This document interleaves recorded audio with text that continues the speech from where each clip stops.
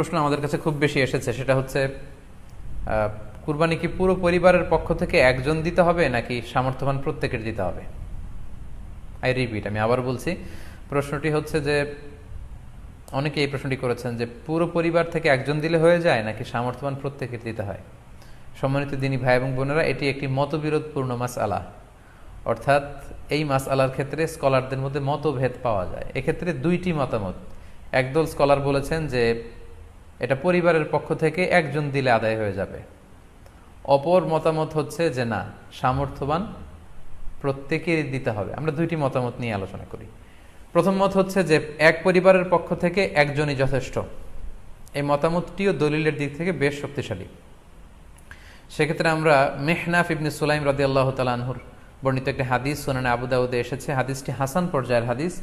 তিনি বলছেন, ওয়া নাহনু উকুফুন মা রাসূলিল্লাহ বিআরাফাতিন, আমরা